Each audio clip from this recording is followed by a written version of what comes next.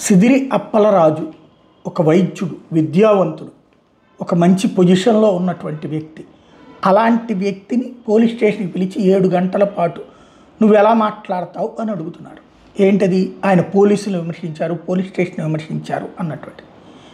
ఇది ఖచ్చితంగా భవిష్యత్ సంప్రదాయం అవుతుంది. ఇవాళ మనం చేసే ప్రతి పాపం రేపు వెంటాడుతుంది.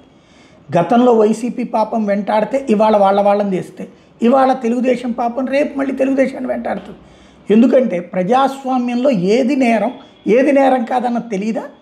ప్రజాస్వామ్యంలో బూతులు తిట్టడం, దూషించడం తప్పు, విమర్శించడంలో తప్పు లేదు, నిలదీయడంలో తప్పు లేదు.